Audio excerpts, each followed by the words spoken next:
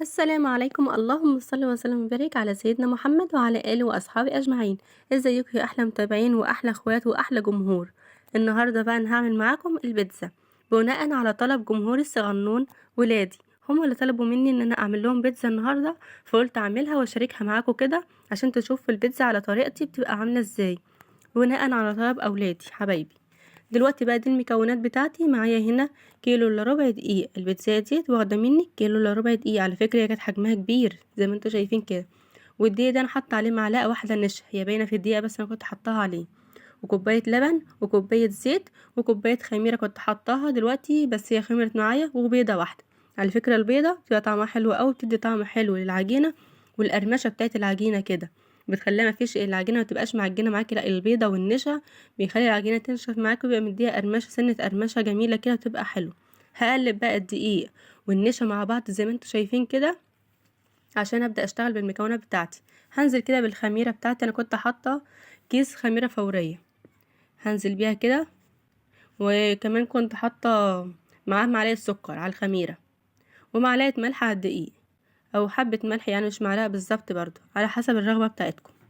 هقلب كده كل المكونات، الملح والسكر والخميره والنشا والدقيق، قلبتهم كويس مع بعض كده. هنزل بقى بشويه باللبن كده شويه شويه، وابدا اعجن برضو شويه شويه زي ما انتوا شايفين كده. انا كنت مسرعه الفيديو عشان ما اطولش عليكم. دلوقتي بقى الزيت برضو شويه شويه هنزل عليه شويه شويه، مش بكل مره واحده كده، عشان اقدر اتحكم في العجينه بتاعتي عشان ما تبقاش طريه معايا قوي.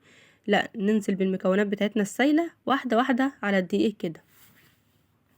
هقلب كويس برضو زي ما انتوا شايفين كده،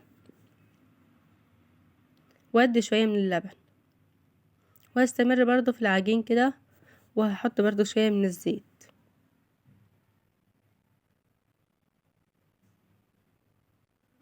ما تقلقوش من كميه الزيت على العجين، الكوبايه دي يا دوبك كانت مخليه معايا العجينه هشه وحلوه. الكيلو الا ربع خد معايا الكوبايه الصغيره دي، وكوبايه اللبن والبيضه وكوبايه الخميره، كان مهديني بقى ملمس حلو قوي للعجينه. البيضه دي بقول لكم بتعمل مفعول سحري في العجينه بتاعه البيتزا، يا ريت تجربوها. جربوها مره كده وشوفوها وقولوا لي ايه رايكم، بجد بتبقى جميله جدا. انا واخده الوصفه دي من قلب مطعم بتاع بيتزا عشان تبقوا عارفين يعني. الوصفه دي جميله جدا. انا كنت بعملها من غير بيض قبل كده، بس لما جربتها بالبيض حبيتها وبقيت اعملها على طول كده بالبيض. بحط بيضه على العجينه زي ما انتوا شايفين. العجينه بتاعتي بقت حلوه كده خلاص، بقت حلوة معايا. هفضل برضو ان انا اعجن فيها شوية كده، عشان برضو كل ما نعجن فيها ونخدمها كويس تدينا نتيجة كويسة.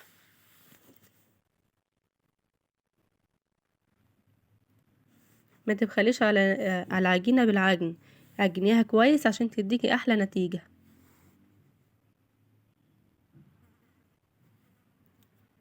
شايفين بقى العجينة بتاعتي بعد ما خلصت كده وعجنت فيها بقت جميلة ازاي، وخلاص بقت لابسة، ما عادش لابسة يعني ايه، اما اعجن فيها ما تلزقش في ايديا كده، العجين اسمه لابس، ما عادش بيلزق في ايدي. خلاص بقت العجينة حلوة. هسيبها بقى لحد ما تختمر وارجع لكم تاني. ايه خلاص بقى قلنا هنرجع تاني.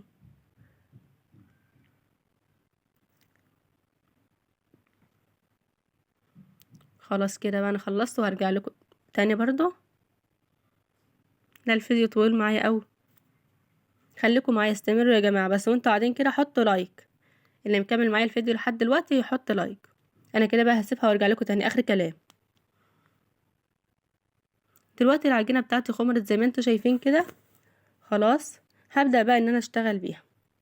دي الصينية بتاعتي اللي انا هشتغل فيها، اللي انا هفرد فيها العجينة بتاعتي. الصينية دي صاج كبير عندي، حطيت فيه معلقة زيت كده ودهنته زي ما انتوا شايفين. هبدأ بقى ان انا انزل بالعجينة وابططها، هفردها معايا حلو كده. هاخد من النص كده تبطيط واطلع على الحروف عشان خاطر اخليها كلها سمك واحد، ما اخليش الحروف رقيقة والصينية مثلا تخينة او العكس. لا، هاخد برضو ايه، اخلي ايدي كده ميزان على العجينة، اخليها كلها يعني ايه سمك واحد.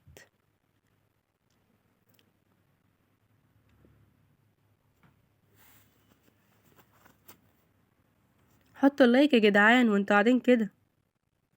شايفين بقى العجينة بتاعتي؟ انا هسيبها بقى ايه ترتفع شوية، مش هشتغل بقى برضو بيها كده على طول، لا هسيبها انها ترتفع شوية وارجع لكم تاني. هرجع لكم تاني، مش هروح في حتة، انا قاعدة لكم.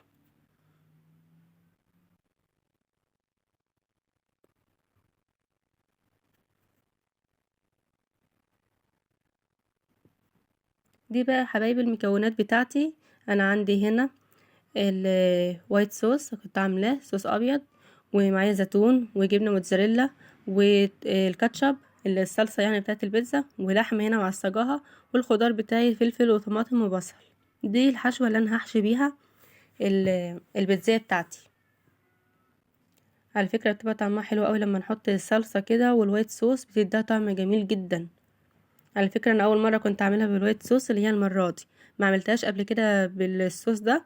بس انا كنت شفت واحده حبيبتي كانت بتعملها برضو كده وقالت لي جربيها طعمها حلو، فجربتها بجد كانت طعمها جميل جدا. وان شاء الله هعمل البيتزا بعد كده بالوايت صوص والكاتشب مع بعض كده ندهنها بيها. انا دلوقتي دهنت الكاتشب اللي هي الصلصه بتاعه البيتزا. انا عاملاه برضو في البيت الكاتشب ده. على فكره انا عاملاه في فيديو قبل كده لوحده، فيديو الكاتشب ده بعمله ازاي، بدخلوا في الفيديوهات بتاعته وشوفوه.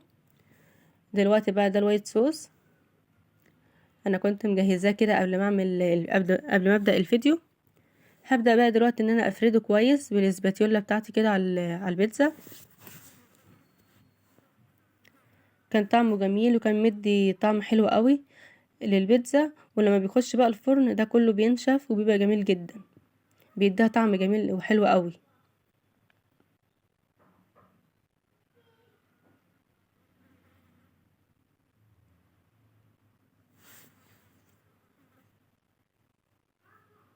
هات هنا كلها زي بعضها كده عشان ميبقاش فيه حته وحته، حته فيها وحته ما فيهاش، لا كلها زي بعضها كده. طبعا من ايه الصوصات بتاعتي. دي بقى اللحمه، هبدا ارصها كده، هوزعها على البيتزا كلها بحيث ان كله يبقى زي بعضه، كل البيتزا من كل مكان تبقى كلها زي بعضها. طبعا مش هعرف ان انا ارص اللحمه بالمعلقه، فانا حطيتها بايدي كده افضل يعني عشان اعرف اوزعها كويس.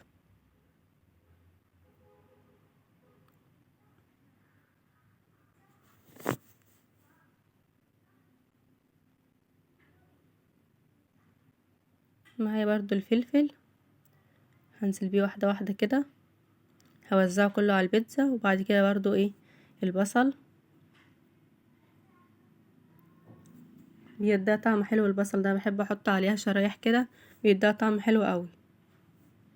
انا كانت الحاجه معايا كتيره فانا ما حطيتش كل المكونات عشان طبعا هي بيتزا واحده، فانا ما حطيتش كل المكونات. ورجعت بعد ما خلصت الفيديو عملت بيتزا كمان وحطيت عليها باقي المكونات دي، عشان طبعا لما بنكتر الحشو فيها ما بتبقاش كويسه معانا العجينه ما بتستويش معايا حلو، وكمان بتبقى المكونات كتير عليها فما بتبقاش لطيفه يعني. انا حطيت لها كفايتها والباقي عملت بيتزا تانية وحطيت عليها بقى الحشو ده. دي بقى الجبنه الموتزاريلا اخر حاجه. انا مش هحط كل الجبنه كده برضو، احنا عارفين ان احنا بندخل البيتزا الاول وبعد ما بتطلع قبل ما بتيجي تطلع بحاجات بسيطه بنرش عليها الجبنه الموتزاريلا ونديها بس حاجه بسيطه كده في الفرن ونطلعها يا دوب الجبنه تسيح كده ونرجع نطلع البيتزا معانا. مش هرش كل البيتزا عليها الجبنه الموتزاريلا، سوري في الكلام. انا حطيت بس شويه دولت كده زي ما انتوا شايفين، وهكمل بقيه الموتزاريلا لما اجي اطلعها من الفرن احط عليها بقيه الجبنه. هي جاهزه معايا كده انها تخش الفرن، هاخدها بقى ادخلها الفرن واوريها لكم لما تطلع من الفرن تبقى عامله ازاي. بجد جميله جدا. اهي يا حبايبي، هي دي البيتزا بقى بتاعتي. شايفين جميله ازاي وكل حاجه مستويه فيها، واللون والشكل والطعم حاجه فظيعه. هبدا بقى دلوقتي ان انا اقطعها كده عشان اوريها لكم وتشوفوا معايا البيتزا بتاعتي. بجد انا مش قادره اوصف لكم الريحه كانت عامله ازاي والطعم كمان. والله لو اقدر ان انا ادوقكم منها كنت دوقتكم كلكم عشان تشوفوا طعمها عامل ازاي. كانت جميله جدا وولادي كانوا مبسوطين منها وحبوها قوي وقالوا لي يا ماما اعملي لنا تاني. يعني كنت لسه عاملاها وكلوا منها وخلصوها ما شاء الله بألف هنا للي كل حاجه، وكانوا طالبين مني ان انا اعمل لهم تاني. هي حاجة جميلة وحلوة للأولاد وبيحبوها، وياريت كل أم تعملها لولادها. وجبة سريعة وسهلة والأطفال بتحبها، يعني ياريت تعملوها. شايفين بقى كده أنا قطعتها مثلثات كده زي ما انتوا شايفين. هوريكم بقى السمك بتاعها والتسوية بتاعتها كانت عاملة ازاي، بجد كانت جميلة جدا.